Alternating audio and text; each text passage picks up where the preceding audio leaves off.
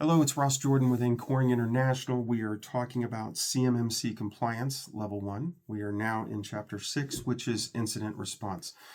We cover three things in these videos. One is, what's this mean in plain English? Two, what's this mean for your company? And then thirdly, what questions do you need to ask your team?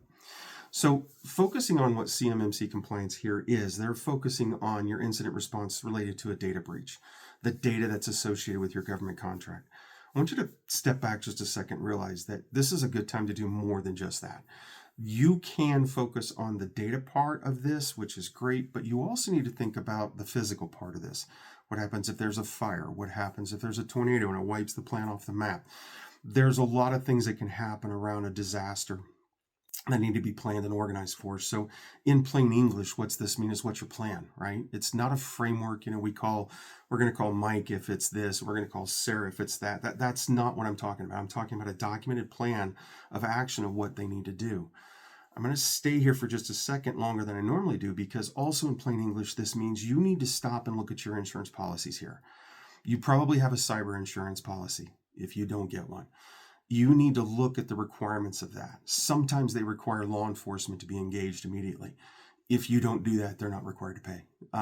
Sometimes they will require that you have to have a documented plan that you submit to them every year, and if you don't, then they don't pay. They'll take your money, but if you didn't submit the plan, tough. Contact your agent, find out what your minimum requirements are, and make sure that your plan involves those. So in plain English, this means stop, plan for the worst case scenario, and get organized. Write it down. What's this mean for your company? This will force you to get into a practice of seeing everything from the worst case scenario and working backwards from it. When you're thinking CMMC, you're going to think a data breach, or you're going to think access to data that's not supposed to be there. Think of it in the worst case scenario. Think of it a ransom. You can't do anything because your data is locked. If you're thinking about a physical asset, don't think about a fire in the plant. Think about a complete destruction of the fire in a plant, or an earthquake that just rattles everything and nothing's safe. How do you get to the assets that you need?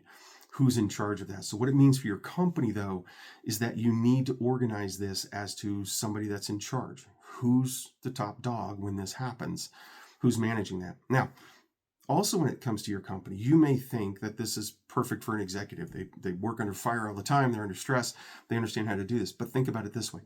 If it's a data breach and there's customer data involved, you're probably going to want your executive team talking to your key customers. You're going to want them talking to the public. You're going to want them talking to your insurance carrier, your contract holder.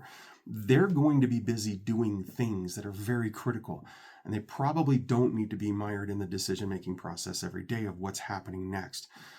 They need to be a part of it, and they need to guide it in a way, but they need to be driving other things of your business. So make sure that you think things like that through.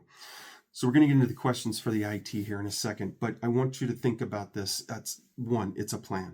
All right. You have to plan for this. The second thing you need to do is prepare for it. It's not just planning it. It's actually practicing, having a plan. Did this work? Did this go as planned? Detection. When you're talking about data, when we're back to the CMMC world, when you're talking about data, you need to be able to detect what's going on, right? And the immediate thing is, can you stop it now that you've identified it? With security, you're looking a lot of times at overlapping fields of fire.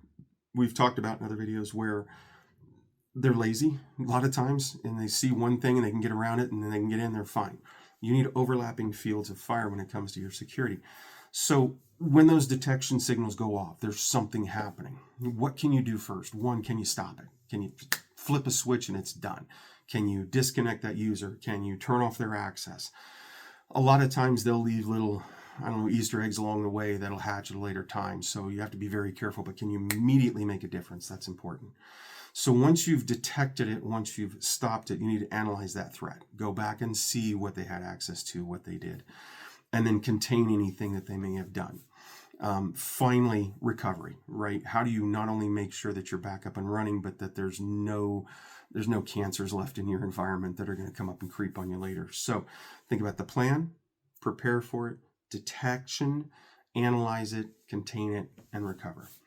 All right, so writing this down, practicing this, tracking this, and reporting this to internal and external authorities will be important. If your IT team finds a breach that's actionable. There's something that's going on right now. Who do they call? Who's the first person they call? That would be an internal authority. If that relates to governmental access or governmental data, then does that have to be reported to an external authority? Make that part of your plan.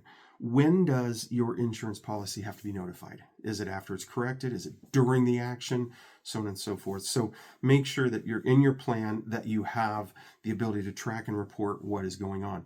Have a go team for different things. The go team for your IT breach might be different than a go team for a fire at the plant or a natural disaster. So they may have the same people on them, but they may have different roles. So make sure you've documented who the go team is and what their roles are. All right, so let's talk about the questions for your IT team. Do we have this? Do we have this somewhere? Where is it? Can I see it? Who's involved? What actions do they take first? What are the people responsible for doing once they're there? Internal communications. Think about a command and control situation. If there is a breach internally, who's managing it? Who's doing it? Who's communicating information out? In a physical situation where maybe there's an earthquake and everybody's scattered to the wind trying to make sure that they're safe, how do you communicate in that situation?